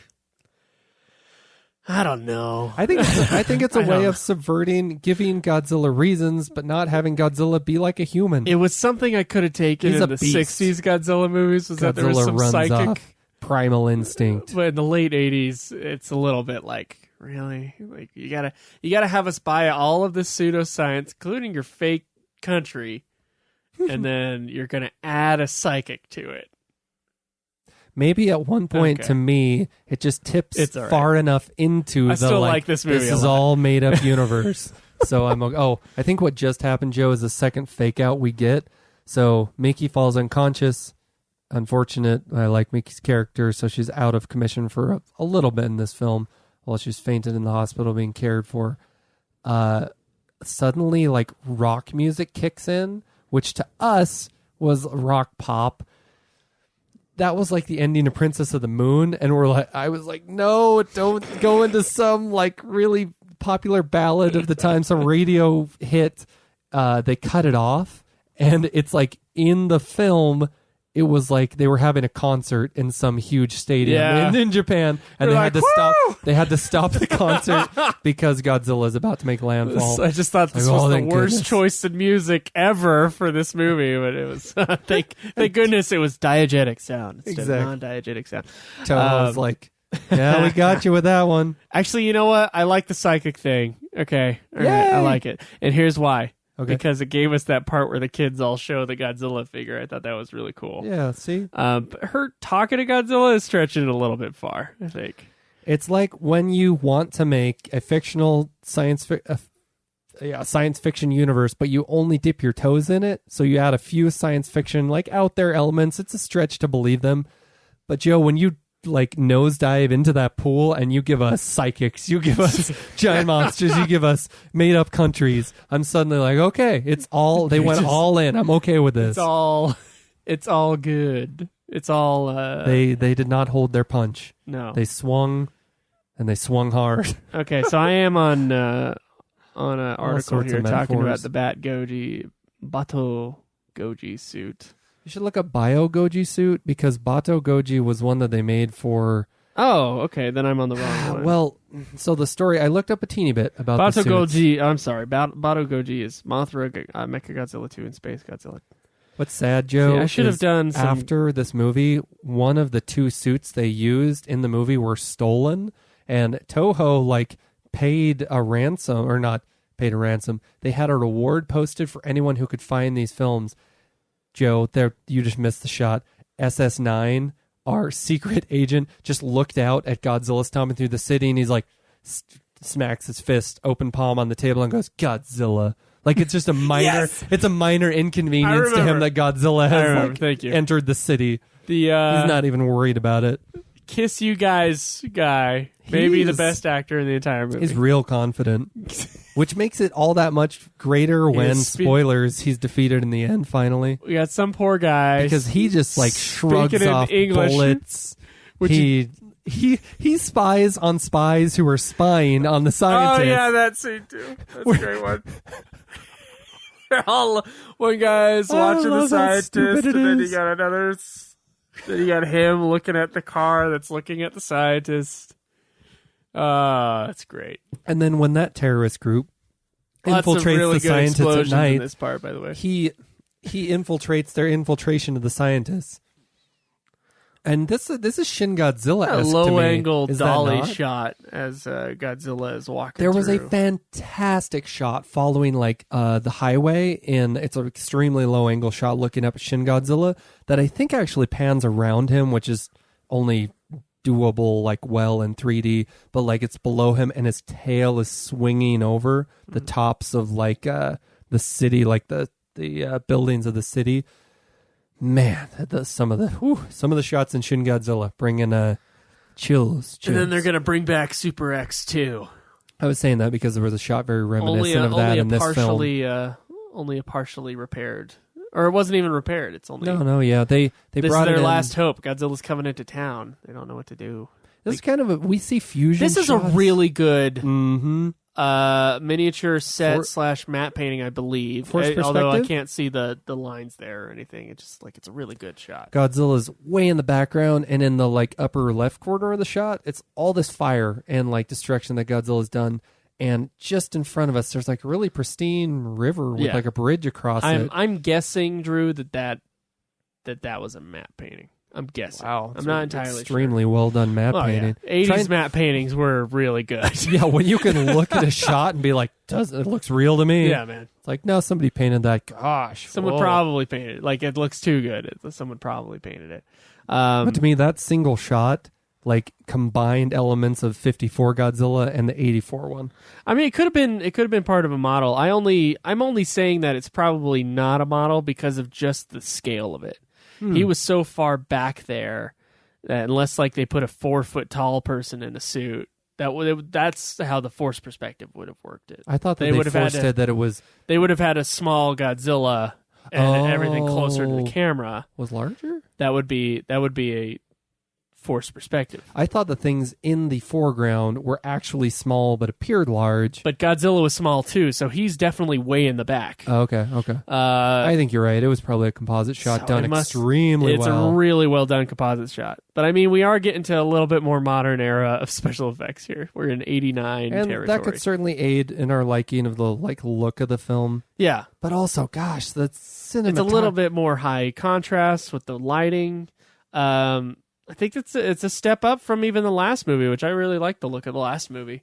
The choice of shots. Yeah. So good. Really good. So good. It shows off so much destruction in the Godzilla scenes, really pulls back so we see the scope of his destruction. And this is the first film, Joe, where the human character interaction, all the dialogue and exposition and all the stuff that usually is a little bit of a drag to me, I feel comfortable watching it. Because it just it's so well shot. Finally, I'm I can relax in this. I'm not more this is a foreign film. They don't shoot humans the way that I'm used to. Yeah. They don't shoot humans the way you're used to? Dialogue scenes. Okay. Well, I think we know the human story a little bit better in this movie. It's a little bit more well done than a lot of them can be. Yeah. I mean, I stated I love every single character. I don't know, the super plot of all the different organizations I'm kind of lost in the weeds on, but I know... Luckily, they don't focus on it. I know the Major and his fight against Godzilla and Super X. I know the Psychics connection. I know and their connection with the military. And I know the mad scientist guy who I kind of feel for. Yeah, I definitely feel for in the movie. So I think we do have our wrong choice to create Biollante. We do have our our fingers. We've got a hold on this movie in the human department, which a lot of times we don't. In the last movie, I think you didn't have a hold on the human thing, and there was so much human stuff in the last movie that if you weren't emotionally connected to that would be kind of a chore. It's just they seemed so useless. They didn't seem like they were part of it. But this is actually him fighting against Godzilla through Super X. So we are sort of we're wondering what's going to happen next. You know? I'm invested in the character. And then we got this the scene that another scene that was kind of reminiscent later on in 2014, where the army guys go into the hell that is Godzilla destroying a city. And I can't say I don't like that. I do like that part of Godzilla 2014. It's shrouded in. I mean, that was the thing that got me hyped in the promotion of Godzilla 2014. The real long trailer of this crazy a chorus vocalizing and they drop into the smoke. They're doing a halo jump, I think. That it's pretty cool. So this is a similar scene to that. They got their army guys. They're positioned around Godzilla. They're using Super X to kind of lure him to a certain spot, and then these guys at different kind of skyscrapers. Different skyscrapers are going up there with their bazookas that are going to shoot something at Godzilla. It's something we that find out later drill itself into Godzilla, or at least attach itself. Yeah, we do see it drill in there, and you almost forget about it when they recall it at the end of the movie. Yeah, which is I don't know. The anti-nuclear stuff that they set up in the first act, and I can't put it into the bazookas. And then so we only see this thing 3 times in the entire movie. Yeah, this thing that finally takes down Godzilla. But yeah, there it is, drilling into Godzilla's skin. I thought that part of the plot would become more of a nuisance, but it comes off well. I wonder, does Godzilla feel pain? He certainly yells a lot when he gets attacked by monsters. That's true. Maybe like when he gets hit, he's like, "Oh my gosh!" It's like a prize fighter, Joe. If there's ever bloodlust or whatever, it's powering him to greater heights. Joe, this shot of you don't know how close Godzilla is to this one skyscraper because our detective, the real gritty, tough as nails guy, he's in one of these skyscrapers and he is face to face with Godzilla. Godzilla roars. He doesn't care. Shoots another one of these anti-nuclear bacteria-eating missiles straight down his throat. Godzilla. This is the first instance that I can remember of Godzilla intentionally taking down a single person. Godzilla takes down an entire skyscraper to kill one man. That's right. He does it later in Godzilla 2000. That's so cool. When he looks Katagiri in the face. Yeah, see, that's exactly what it reminded me of. And I was like, this happened before that. That's so cool. Yeah. And then Godzilla stomps on the remains. But he doesn't yell, Godzilla! But you know what he should have done right before he got... Because in the face of sure death, guy doesn't care. Godzilla's going to kill him, but he takes the time to shoot another one of those anti-nuclear bacteria missiles down his throat. Should have pulled out a cigarette. Yeah. That's what cool guys do, Drew. Well, if was it Space Amoeba? He was pretty cool. Guy that ended up, the guy that always put out a cigarette in every scene. Every scene he threw a cigarette smoked down. It. He always had a non-lit cigarette with him that he was about to smoke, and then he gets aggravated and throws it down. That was his thing in that movie. Oh my goodness! See what added to his character? Simple I guess cigarette. so. Yeah, it would have made him a little cooler. You're right. I think you're as totally much right. as I do not endorse cigarettes. All right, so that is cool. No, that is a composite shot right there. The guy looking out through the window. It's not great. We get the smallest product placement in this film. There's a little bit of blur. There is a product placement of something in this movie. It's Japanese only. It recurs again. So there is a Japanese soda. There's another scene, I swear to God, later, because I realized it later, because I was like, was that an accident? Was that... That's the second one. The first one, the guy didn't have the can turned towards the camera. That's why we were like, he's pretty prominently drinking a Japanese soda there. Yeah. That instance of it, the Major General was holding a can, which he did not need to be holding that can, while talking to somebody about, what are we going to do with Godzilla on the phone? And he's just talking while, in his full... body is in frame, and he's holding this can, and it's why are you holding a can with the label pointed towards us? Oh, this is a product placement. Okay, we are pretty primed for product placement right now in the 80s. Okay, because of Dr. Pepper last time we did an episode. Which 4 years ago. By the way, do. Sorry, let us know on Twitter whether or not you like our faux product placement. Yeah, it's not real. No. It's definitely... We would never be endorsed by a soda. We'd never stoop to that level. What are you kidding? Are you kidding me? I was saying they would never endorse us, is what I should have. Yeah, they would never. They would never go to our level. I'm not arguing. It'd be that. If you came to a corporate executive at Pepsi, which is Pepsi owned by Mountain Dew and is Dr. Pepper and Mountain Dew owned by Dr. Pepsi? Pepper, I believe, is Coke. Mountain Dew's definitely Pepsi. Mountain Dew is Pepsi. Okay. Darn it. We'd have to go to 2 different corporations. But if you went to the top level executives and was podcast, we do a podcast, I guarantee that some people in the board, or at least a few, I want to say a majority are going to be what's a podcast? I think that's most people, Drew. BS.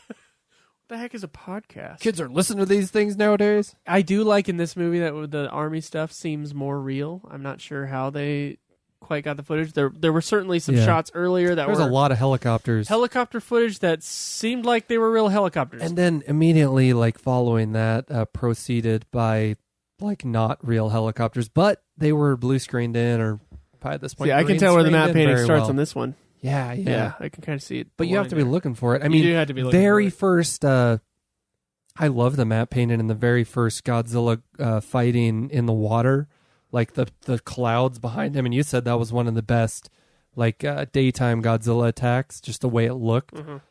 Yeah, the map painted in that gorgeous. All it is clouds. Oh, you're talking about the painting of the wall of the studio. Yeah. A map painting, they would so does that typically not count do as this. a map painting? Around the tub? I wouldn't count. I've never referred to that as a map painting. I don't know. What would you call it? I don't know. Oh, okay. Just the wall of the stage backdrop. I don't know. Okay. Big painted backdrop. So it maybe becomes a matte painting when it's supposed to be MATTE, right? So you mat it on. So it's two images put together. Now they often did this on set. I don't know about these Godzilla films. They would do it on set or they would do it in post later on. Now, what they would actually do is they would take a pane of glass. Yeah. They would put it in front of where the camera's going to do its wide, cool shot of everything, right? Yeah. And then a painter would paint around the area and match the shot and extend the shot outwards. So that would be one way of doing it. That was actually James Cameron before he became a director. He was a matte painter. Yeah. He actually painted that crap. Now, that's crazy. The other way of doing this was they would film their thing and then they would paint it black on that pane of glass where they were going to superimpose another image of film. You'd say they'd want it painted black. Don't go on. Painted black. There's copyrighted music. Stop it. I'm just kidding. I don't think we'll get. I don't think they'll care. My rendition is not going to flag it. It's not going to it's not going to pick it up anyway. No. So they would paint it black and then they would matte on another in post. They would use some sort of photo process to put two different images of film together. The stuff that they won't do nowadays because that's... Oh, they do it all digitally now. And they do it, honestly, it is better now. That's one of those improvements that CGI has had. So there's a lot of things with like little things that are not improved by CGI in many circumstances. A lot of creatures, when they're smaller sized creatures, it seems like, wow, there was kind of a realness to like things like in the movie The Thing, and stuff like that. Because they were real. Yeah. Or Alien, when in Alien 2, it's more realistic than the CGI Alien in Alien 4. Yeah. Sort of that kind of thing. There are certain things not improved by CGI or often not improved by CGI. And then there's things that are definitely improved by CGI every time, and environmental stuff is always improved by CGI. Speaking of CGI, this is the first Godzilla film with actual CGI. I told you it looked like Tanks, the game, but you never played it. They set up a thing as like a military simulation almost, or like there's representation of what's going on. I like that it just faded from that shot of like the computer graphics, which it's just like lines put together. So it's very basic CG, but it fades from that to the actual Godzilla. So it's a really cool transition from... If you ever played that old black and green lines tank game, it was like on a lot of computers. That's what it looks like. Yeah. Then it goes through an environment that's 3D or that's computer animated, and then this goes up to Godzilla, and that 3D animation fades to actual suit actors. So it's like they just took us through that very fluidly without actually needing to take a camera through all these miniatures of like a battlefield. Yeah. So the matte painting thing is cool. But dang. And it's really impressive back when that was like talent. a career for people was to like make it so realistic that you could extend a set. You want to know a career? So a career that existed, there was a career in comics that existed that I wanted to do as a kid really bad. Doesn't exist anymore. A colorist. I was like, doesn't exist? Really? No, they do it digitally. So I guess isn't there a digital colorist? There's somebody who does it. No, it wasn't not a colorist, the tracer. That's what I wanted to do because I actually did it to my friend's drawings. You probably never knew Jacob Eaton, but he's now No, but everybody look him up. He graduated. It's Jacob V. Eaton. He has a Twitter, and he isn't a graduated animator. I think he's living in California. Animator? Animator. I'm stumbling today. Animator. But that dude, clear back in elementary school when we were friends, could draw so well. And I did a lot of drawing. I was never the best, but like I tried. And what I'd do is I'd take his drawings, which were often in pencil, and I would trace them. I would like embolden them in pen, and I got good at it because he did great drawings. And I did it because at the time, those Scholastic book fairs, they had like these Marvel behind the scenes little books that were like, these are the jobs of comic book artists. There's a guy who draws, there's a person who does the dialogue, and at those times there's a person who traces the drawing to darken the image, and then there's an actual like, now it's basically there's a computer program that will darken the lines that nobody ever, that job has been cut out and obsolete. I'm sorry. Sorry, your dream job of tracing things is gone. Hey, I was a kid. I'm pretty sure that tracing job was like the job to train you on how to draw comics. Exactly. I don't think that was the end-all be-all for a lot of people. I just wanted to be in the comic book world. I just want to be tracing. And I didn't have the talent. Well, again, I was a child. Be like a manager or something like that. Yeah, we'll figure it out. Yeah, we'll figure it out. Let's get you in the comic book world, Drew. No thanks. Yeah, comic books are only getting bigger right now, man. It's an unusual age. Yeah. I'm just glad that they have graphic novels because that's the only way I can consume that kind of stuff. When you can get like the full story arc rather than the week to week. Yep. Yeah. Mm-hmm. So it's like glossy pages rather than, I mean, they're not hardbound, but okay. So we're getting to the final finale there. We haven't mentioned the score at all. I like it. They actually like the score, and they reuse Ifukube's music. They bring back classic themes, and at least when the military in this final climax of the film, its final opposition against Godzilla, they bring back the classic military theme, and then there's like a variation on it at some parts. Yeah, so it goes. I liked better than the full original. But then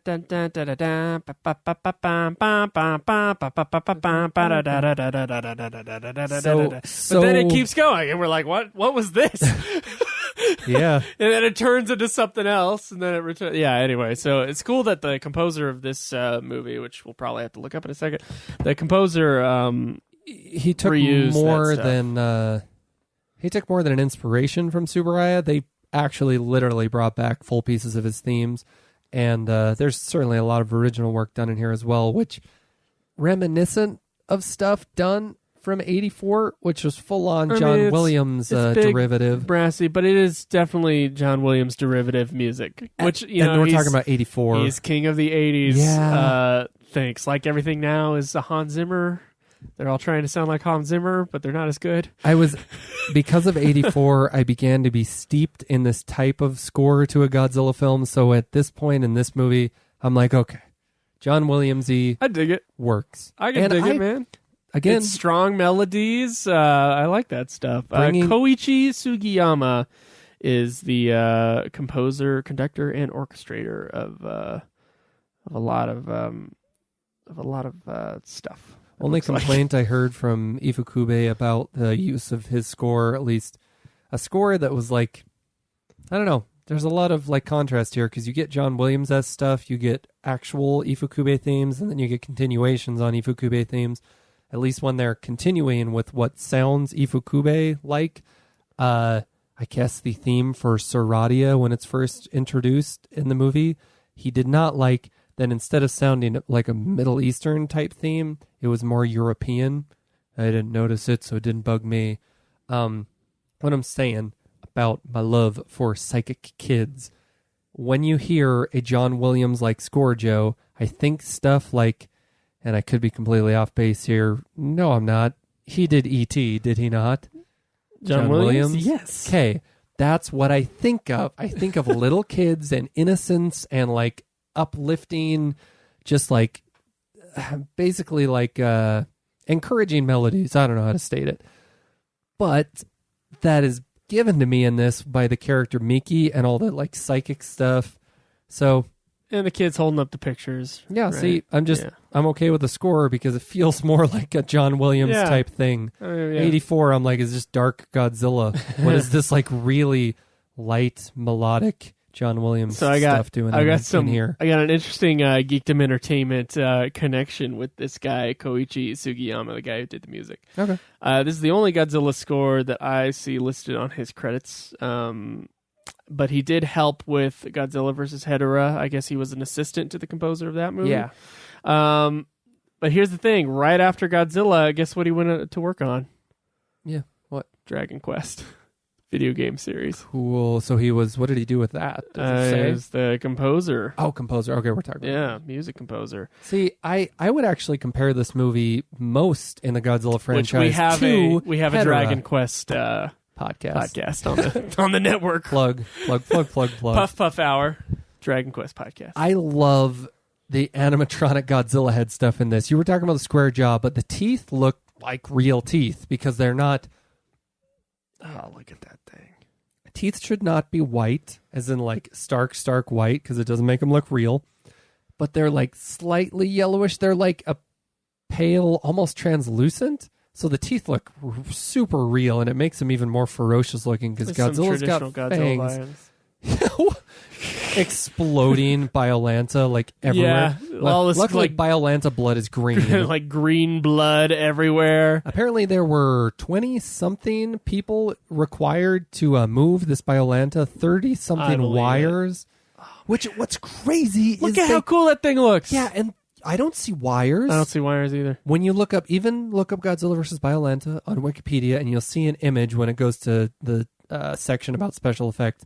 You can see the set, and there are an insane amount of wires coming off of Biollante. I don't see them on screen. Somebody really did their job in taking out those. The texture of this monster is so cool. Oh, and he stabs Godzilla's hand. Well, talking about textures, I definitely wanted to get into that. That's why I like Godzilla's mouth this too, is because really gory, but in like he's stabbing through Godzilla red blood, everywhere. It's really gory. And then there's some blood with like the Am I human to assume that characters Godzilla also has green blood? No, because he had red blood in another movie. I think it's just the acid that's taken over everything. Like it's like alien blood. Yeah, like alien acid blood. Is that apparently what you're saying? The effect of Biollante spitting out? He like spits acid onto Godzilla. They had to be careful with that effect because it stained whatever it shot onto. Oh, really? Yeah. Oh, wow. I mean, there was at least 2 Goji suits that I saw. This is so cool. I mean, I guess if there was like a... I wish he was more movable, but because he's so huge... I'm impressed at the emotional range of this Goji suit because Godzilla just shot its atomic breath at Biollante, and it seemingly didn't affect him that much. And Godzilla visibly, like, I can understand visually through Godzilla's movements, he was like, what the? He shook his head, and his head kind of like tilted back like he's taken aback.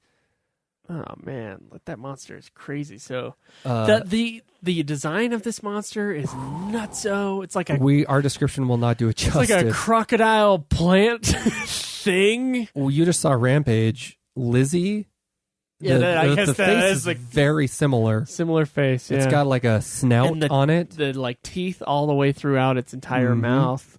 And the teeth, it's almost like it's not sets of teeth. They go back down its throat. So I'm assuming these teeth are like all the way down its esophagus. Yeah. Whoo, that's horrifying. So I guess it doesn't photosynthesize. Well, what it does, Joe, is remain in the atmosphere and come down when needing to be called upon.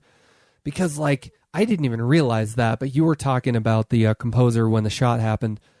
Miki comes out of her coma or whatever she's in after merging minds with Godzilla. And you know what happens, Joe? It shows the image of her drawing, which she was earlier, and it's like prophesying that Biollante will become a big plant. The second drawing she does is a rose in space. It's like it shows the Earth, and then there's like space and all these lights above the Earth. And she draws a rose out in space. I'm like, okay, because it hasn't shown us yet in the movie I that didn't see Biollante that as out in space. escaped. I was just looking at the rose. Yeah, me too. Yeah. I only got that in this viewing. It's that Biollante is still alive because when Godzilla burns it up in its second form, at that point, it's little sparklies float up to the heavens. But the Biollante is out there, and it can like come down and form into this ultimate form at any point. Since Joe and I are not that familiar with Heisei films, apparently that's going to become a theme of Heisei era, that monsters will come back with stronger forms. Huh. I mean, I haven't ever seen it in a movie, but I know of it, a Mecha King Ghidorah. So I'm assuming that's one of those types of monsters. Okay. But yeah, we're going to get stronger forms. Yeah, so Godzilla has killed Biollante. Yeah, however you and then say that. Godzilla has been taken out by the anti-radioactive bacteria. And maybe that's what undid at the same time. Biollante at this point, because it didn't appear that Godzilla took him out, but suddenly Biollante catches fire. Okay. This movie just jumped the shark. Yeah, oh, so that's silent. how I know Erica's still in there, is because of the final shot of that movie. True. I thought the shot in Princess from the Moon when she's taken up by the aliens, and I was like, she's taken up by a big tractor beam and she's floating to the heavens of this like heavenly light in the tractor beam. I'm like, show us aliens, show us aliens, show us aliens. And it does, and they're these little Mickey Mouse animatronic robot. They're weird. They're little fairies. Like, okay, this is acceptable to Japanese audiences, I guess. This Even film does an even worse thing in that as Biollante dies, and my interpretation of it, Joe, is that anti-nuclear bacteria, it killed Biollante as well, because suddenly it just catches fire. I don't know if that's true to the plot of the film, but when Biollante is dying, it's going up in space. And then you see a face. Then you see a face glamour lit and superimposed. And smiling. It's smiling. It's smiling Erica. down upon the scientist. It's Erica. Man, she's left 2 movies that way. Joe, she's at peace now. She's left 2 movies going up into the sky and brightly lit. That just made Joe and I bust out laughing. I mean, I was not ready for that. That's like one of only a few times that Joe and I could not stop laughing after watching that. And I thought for a moment, because our climax with the monsters happened, Godzilla's gone, we think, and then here's our human climax. I thought this would like undermine the monster climax. I don't think it does. I think it's cool. SS9 has become sort of a like mythical figure to us at this point. This dude evades everything. Kiss you guys. Kiss you guys. Kiss you guys. Just mildly irritated at Godzilla. Godzilla's entered the city. This ain't a bad fight of 2 people either. It slightly annoys me. No, it's not. You're right. No. And I like the 2 actors. Car wreck earlier. No stunt guys. Yeah, I could definitely tell. Yeah, that you told me that he wanted to make a James Bond movie. It's like, and here you go. I guess I'll have to settle for a Godzilla movie. And I'll just do With everything James I wanted Bond to do in James Bond. So a lot of shootouts and a lot of fighting, and that's a great moment there. That's set up there. SS9 is vaporized. I mean, how else can you take this guy out? He's unkillable. Yeah, okay, so the setup was, if you haven't seen this movie, they in order to stop Godzilla, they put a bunch of like charges down on the ground for Godzilla to walk on. It's an artificial lightning field. Yeah. Apparently, they have the technology to create artificial lightning, but they have to have like these ground units for it. And that's where the car chase and the fight happens against this dude, and then this field. He's standing on it, and then the major guy presses the button, and he vaporizes. You know what surprised me? This non-subtle innuendo, Joe. I'm gonna read. Are we? Okay. I'm gonna read the dialogue. Please do. Because Japanese like prudency. Well, out I don't the window. know. Well, what I'm wondering if it's just the translation, and we're seeing like a double entendre in the translation. That's not there. There are 2 subtitle tracks to this film, and this is the new. It touted better translation. It's like more direct translation. No, Godzilla was not downed. He was for a moment by the nuclear-eating bacteria. But he's going to go off into the ocean because he's sick of it. He's done. Yeah. This is very reminiscent of 2014's ending. You think he's down, he's not. He walks off into the ocean. Okay, and we are going to America, She's talking to her boyfriend. Yeah. So this is the teacher who and I we thought, failed to but even I mention. canceled it, he says. Why is that? So you be her. Because wherever you go, people are the same, good and bad in every country. Then where will you go? Well, first of all,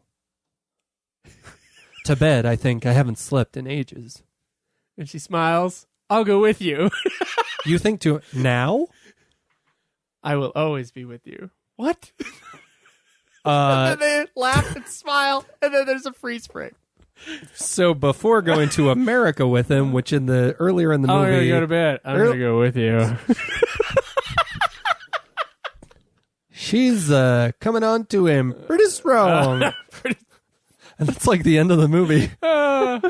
We're saying that, but the movie keeps going, Drew. No, but I'm okay with it. Okay. It's tying up loose ends. The Major puts on his hat.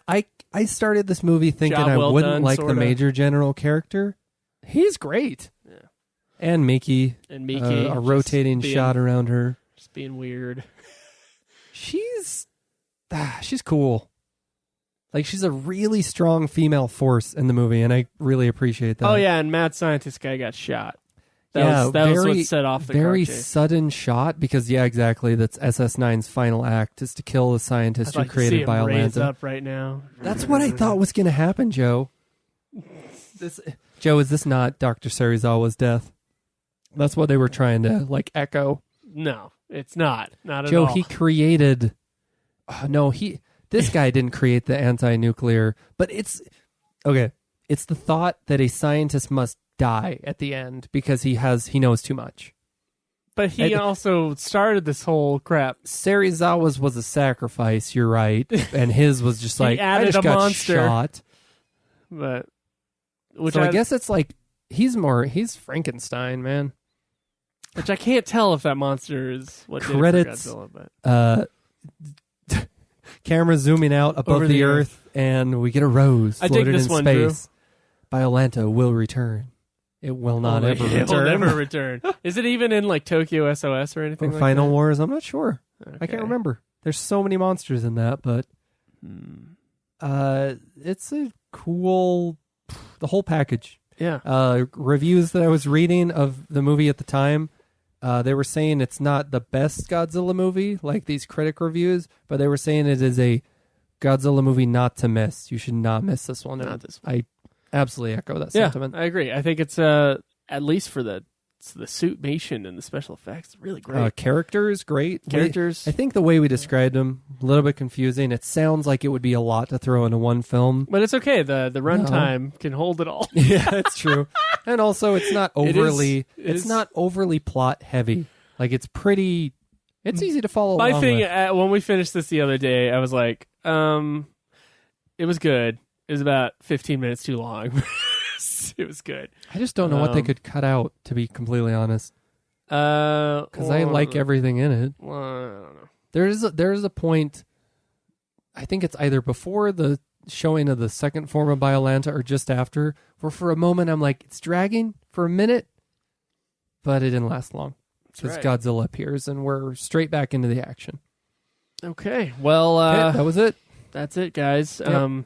What's our next movie? Godzilla versus King Ghidorah. Godzilla versus King Ghidorah. Do you have that one? I think I do. You think you do? We got a lot of Blu-rays that are the Heisei ones. double features. Okay. Yep. I got a few as well. I'll check here in a moment, but I'm 95% sure. I'm excited. Godzilla vs. King Ghidorah. But we are going, I guess this is the last dark Godzilla movie for a while. Yeah. Yeah. Yeah, I don't think any of the Millennium ones are dark. So. I don't think so either, off the top of my head. I mean, it started with 2000. Usually they start dark. Talk about it in the next movie, but Toho decided, like, if we're going to continue with the series, which they did in this era, obviously, we're going to make it familiar monsters, so we get King Ghidorah next, and we're going to make it more family-friendly, fun. I don't know how in the world you make King Ghidorah fun, because he's a villainous, deadly monster, but apparently he's going to be fun. All right, so before we get to our giveaway, I just want to say I am trying to make a movie right now. Yeah. And it's on Indiegogo. It's called The 13th Cross. And it's a kind of a crazy little movie about a guy who is trying to repent for his sins by killing pedophiles. Which and you have a sounds nutso, but everybody says the script is great, so that's the movie that we're doing. Cool. I'm super excited.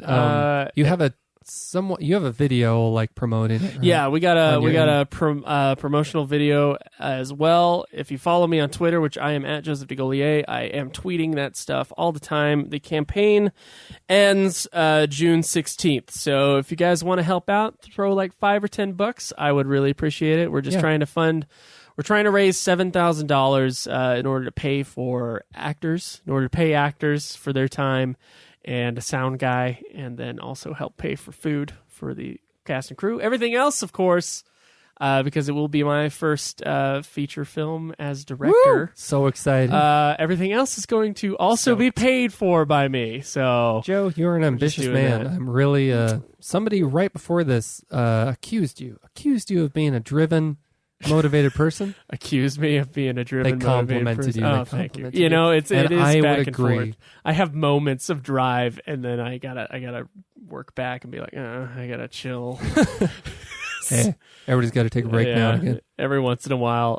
Caleb calls them Joe plans. Like, I always plan for like really big things, and then I usually make it about 60% of the way. But hey, I figure if you shoot for the stars, you'll hit the moon, right? Isn't that like the phrase? Yeah, Yeah. that's the phrase. That's the phrase. I was checking. I was like, stars, moon. Yep, checks out. Okay. That's Joe's plug. I never have any plugs, but follow me Cross. at the 13th Cross. Just look up Joe. He's got a lot of things going on, including other podcasts. And Drew, follow me at Drew Daybell or Gojira Jaeger, Jaeger, on Twitter. Yeah, our website is GodzillaPodcast.com if you want to comment on the episodes. We don't usually get too many comments on the episodes through there, but we like seeing them. Yeah, and if you tweet at us, it's a slightly more direct way, but we do check there for sure. Yeah. Whatever. I see it every time. I see every single comment on the Godzilla. Even if we don't thing. respond to them. Even if I respond to them in my head. I go, thank you.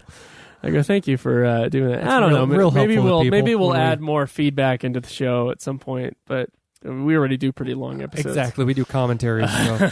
Yeah. All right. Okay, so our last giveaway. Do we want to? Yeah. Let's get to our giveaway of our Godzilla 1985 figure. Okay, so we've thought long and hard about this, Drew. Mm-hmm. And there's a lot of great reviews, including a brand new one that we're going to read in a second.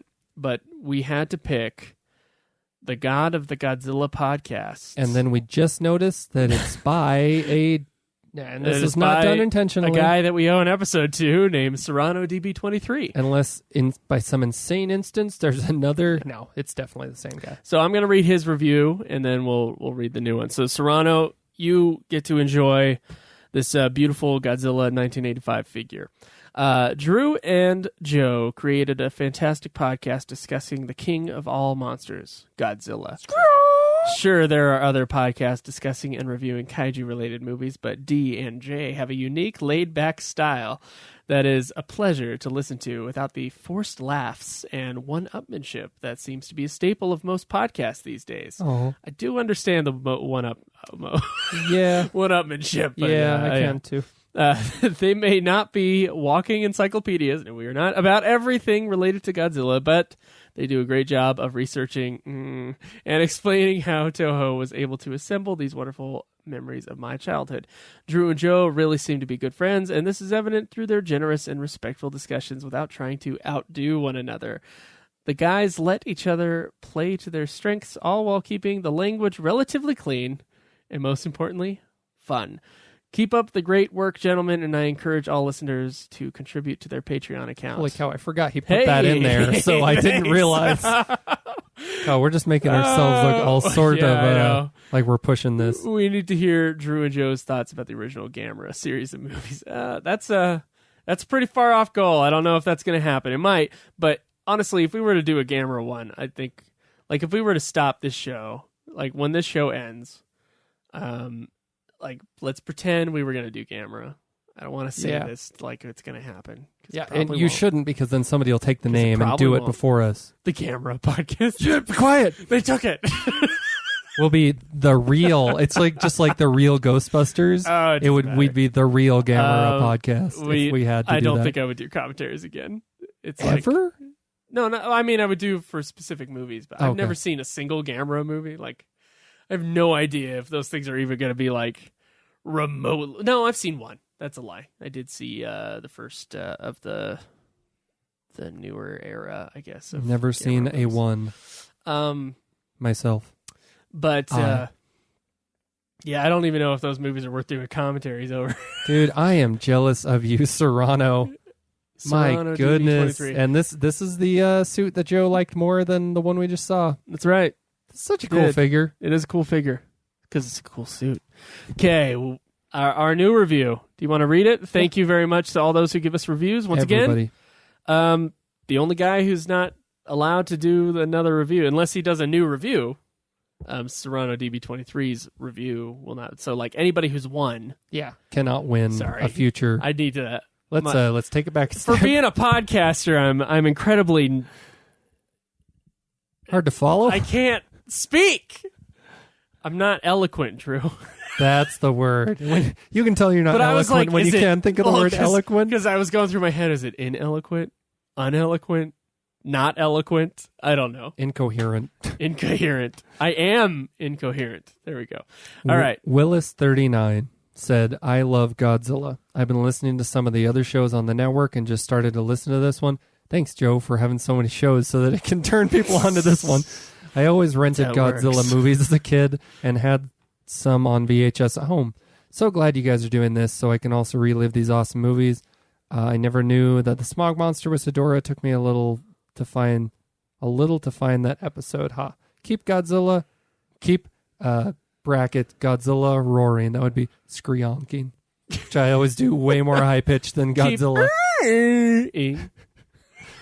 Joe and I, we definitely. Thank you, Willis39. Thank you.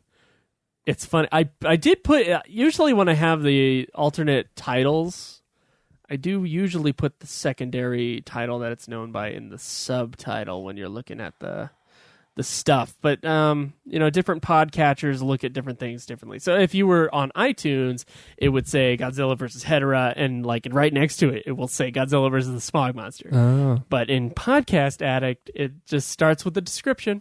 But really, you guys should just be listening to all of them all the way through, and then you'll find what you're looking for. Yeah, that's how you do it. All right. Okay. I guess we're done here, Drew. And we have these DVDs we're sending out. Of course, this is our second one this month, which, congrats to us. We did 2 a month, we promised to forever ago. We gave out over 13 hours of Giant Monster Movies 2. You got the name there. Oh my gosh. Son of Godzilla is also going to Serrano DB23. He's becoming the new Chris Jappert. Yeah. Wow, man. In terms of getting free crap from us. And then the Monster Collection, which is over 13 hours, 9 movies, 3 DVDs. Name off these movies just real quick. So rapid fire. Gamera vs. Monster X, Gamera vs. Gaios, Yongari, the Monster from the Deep, Warning from Space, Destroy All Planets, War of the Monsters, Gamera the Invincible, the Giant Gila Monster, and Monster from a Prehistoric Planet. Those are all in a 1 DVD or a 3 DVD monster collection that's going to Ryan Davis.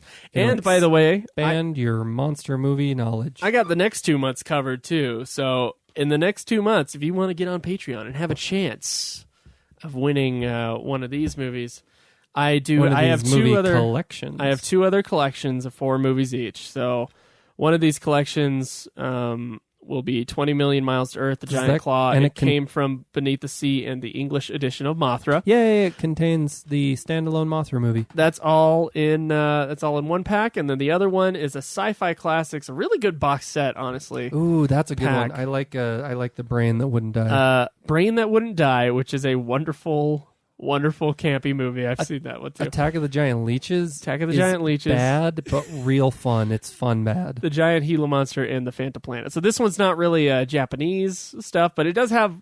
There's at least one giant monster movie in here, so I guess it is a kaiju movie. This giant Gila monster. And I unironically like the giant Gila monster. So I've never sat through that thing all the way through. There's a Mystery Science Theater on it, but I've seen cool. the actual one. Very cool. So those are the next prizes. We got to go. Yeah, So. We'll be coming at you shortly with either one or both our Rampage discussion. Rampage, and, Godzilla Island, stories 5 through 7, and then what's the next Godzilla movie again? 5 through something. It'll be into the next Godzilla Island episode. Godzilla versus... Then King Ghidorah. King Ghidorah. Godzilla versus King Ghidorah. Okay. Thanks, guys. Keep it G and gals. Bye.